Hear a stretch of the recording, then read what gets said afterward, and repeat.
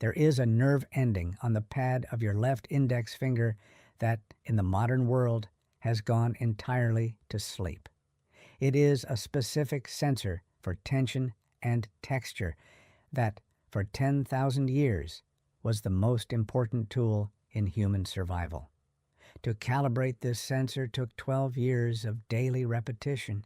It required a girl to sit in a low chair before her feet could even touch the ground, watching her mother's hands until the image was burned into her retina.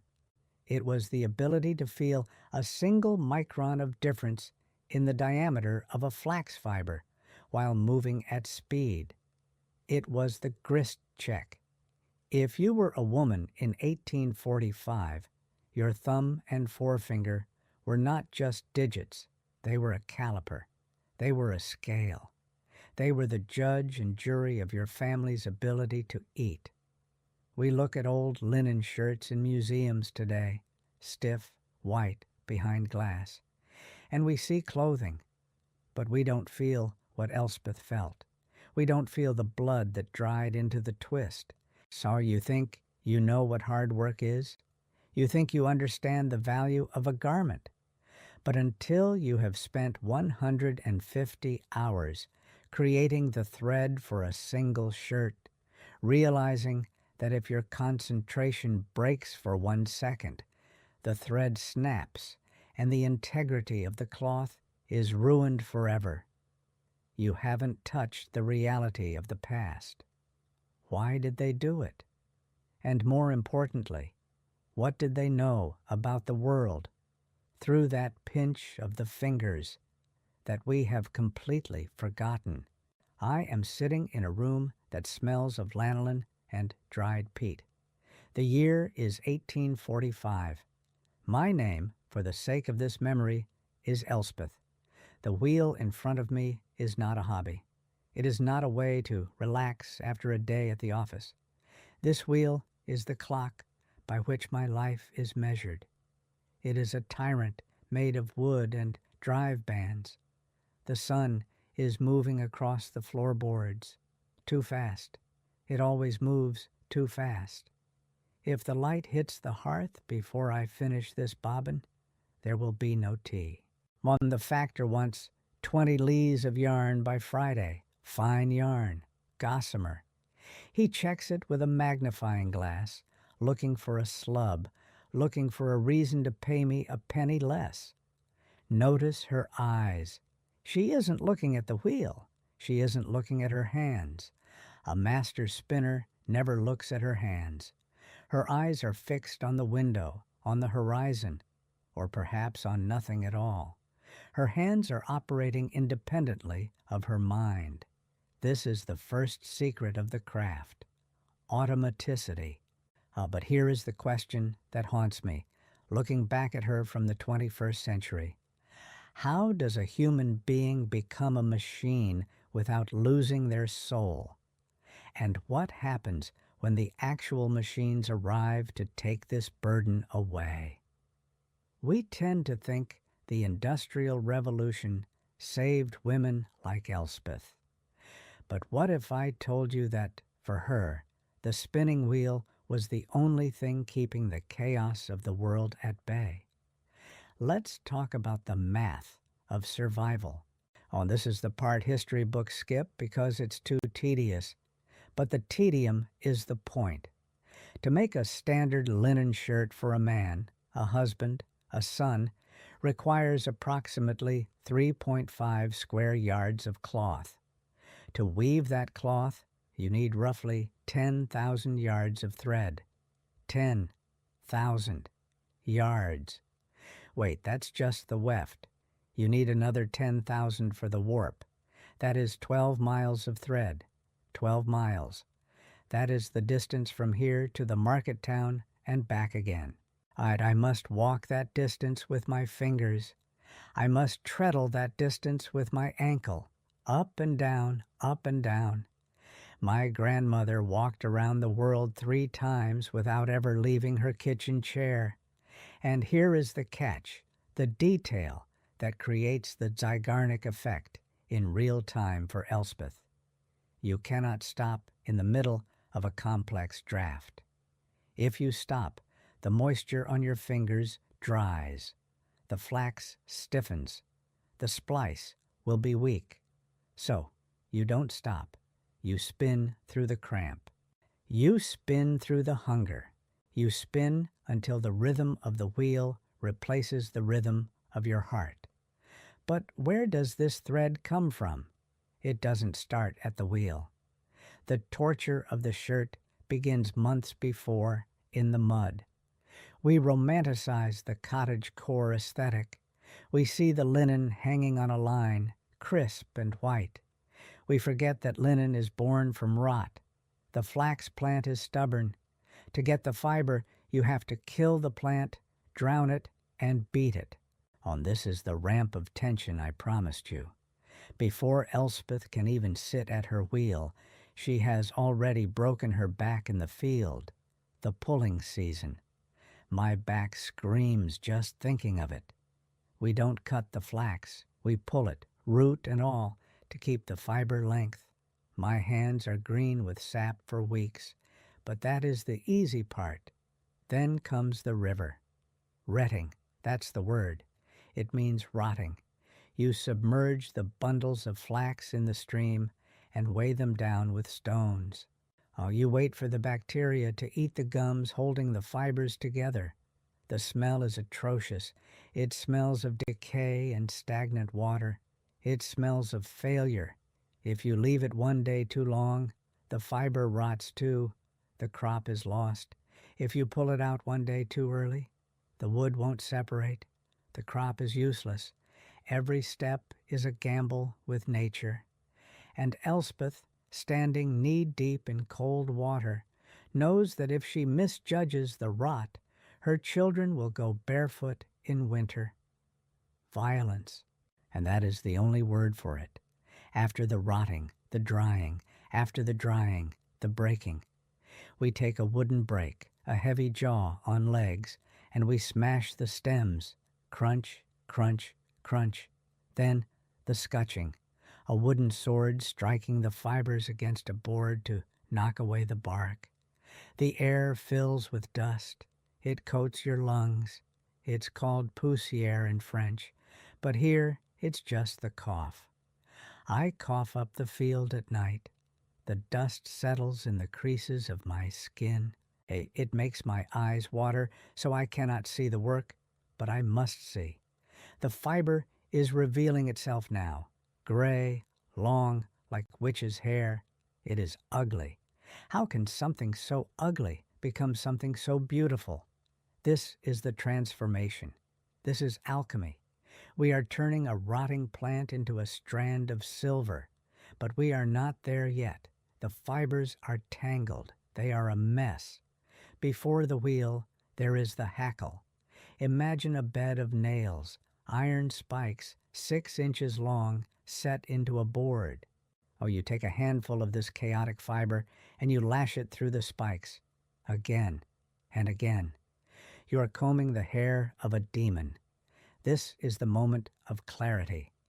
As Elspeth pulls the flax through the finest comb, the toe, the short, trashy bits, stays in the teeth. What remains in her hand is the line, long, strong, glossy. It feels cool to the touch, like cold water. This feeling right here, when the snarls are gone and the fiber flows like water in my hand. This is the first time I feel hope.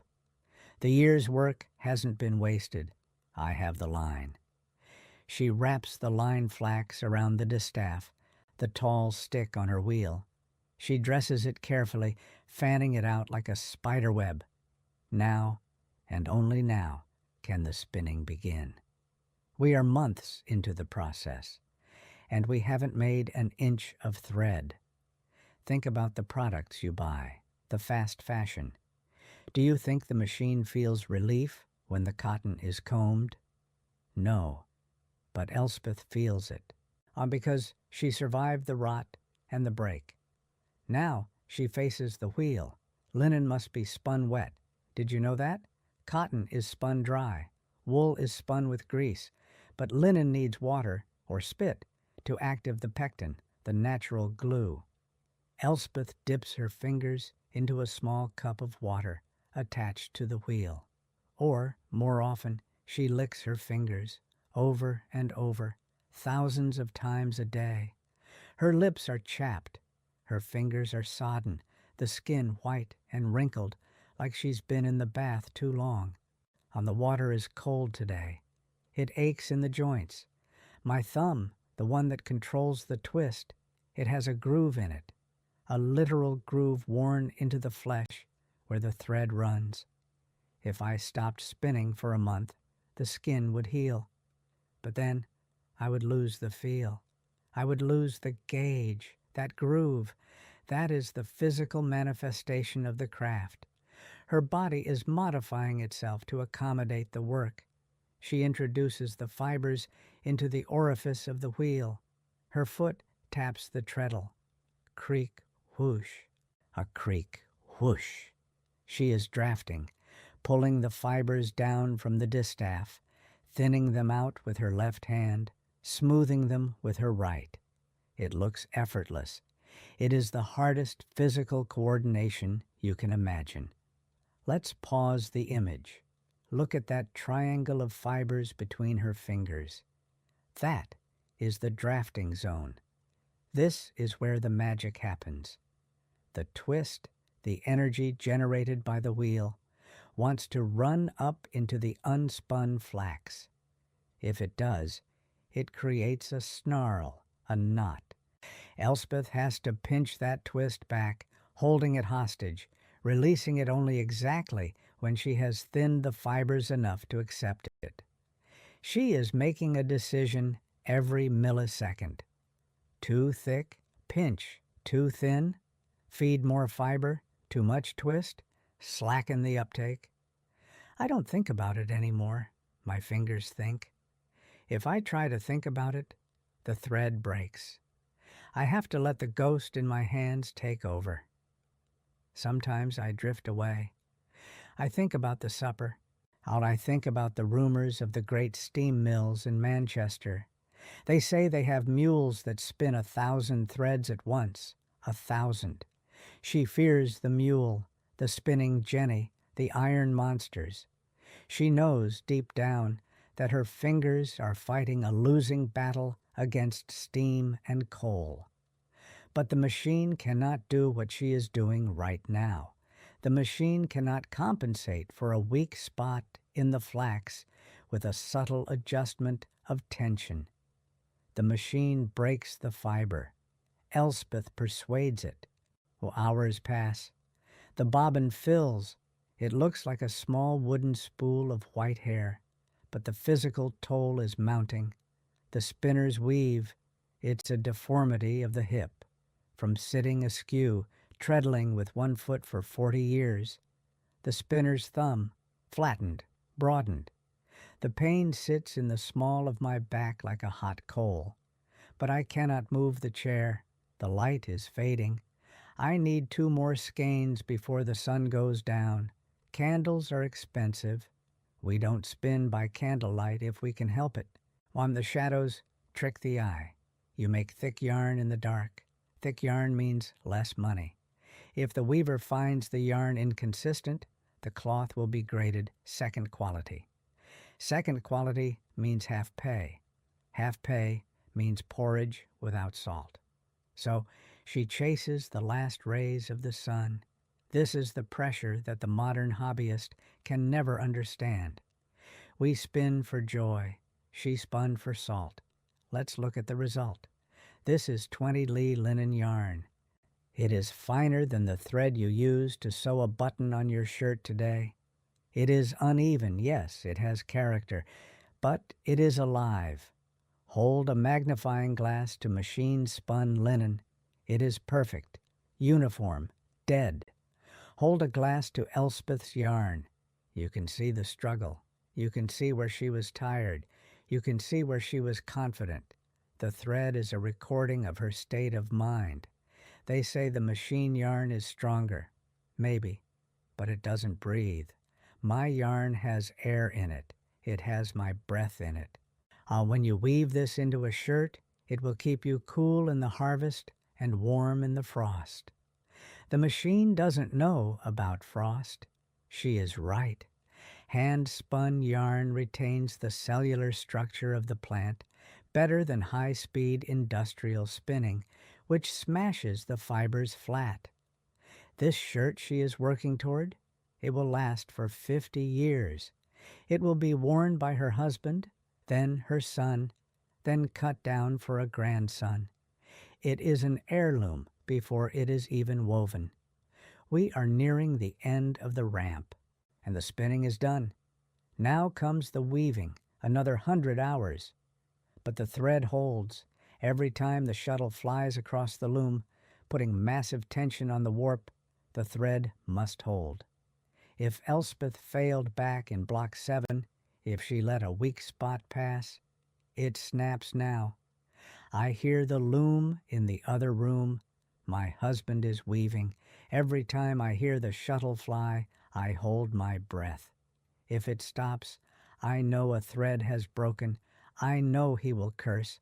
I know it is my fault. Clack thud, clack thud. It keeps going. It holds. The relief, the thread that a machine could spin but never feel, is doing its job. It is holding the world together. 150 hours of spinning, 50 hours of weaving, 40 hours of sewing, one shirt. In today's money, calculating labor at minimum wage, this shirt costs $4,000. But in 1845, it was just a shirt. It was one of 2 shirts a man might own. One for the wash, one for the wear. It is finished. I look at the collar, the tiny stitches. I feel the weight of it, and it is heavy, heavier than cotton. It feels like armor. It will soften, though. Every time it is washed, the linen becomes softer, whiter. Like me, perhaps. The harder life washes me, the softer I become. She touches the fabric. Her thumb, that caliper, that sensor, glides over the weave. She doesn't feel fabric. She feels the rain that fell on the field. She feels the cold water of the retting stream. She feels the ache in her shoulder. She is touching her own time, solidified. Elspeth didn't know it, but she was the last of her kind. Within 20 years of this moment, the factories in Belfast and Leeds would crush the domestic industry. The price of yarn dropped so low that spinning by hand became an act of insanity. The wheels were put in attics, then burned for firewood.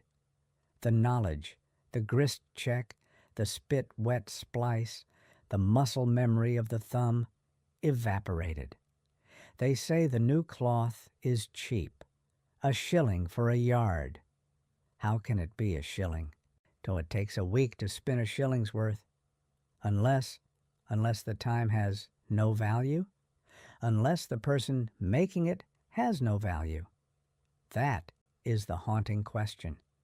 When we removed the human touch from the thread, did we devalue the human time required to make it?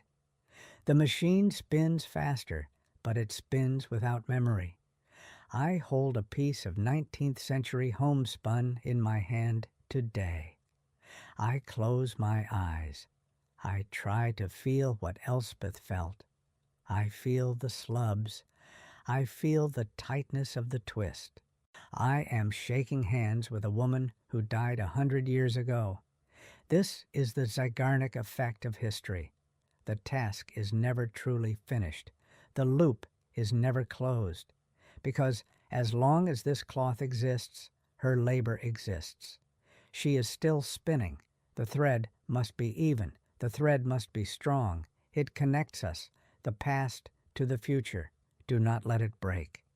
We cannot go back to 1845, nor should we want to. The poverty was real. The hardship was brutal. But perhaps, on the next time you touch the fabric of your shirt, you will pause. You will remember the 12 miles of thread. You will remember the groove in the thumb.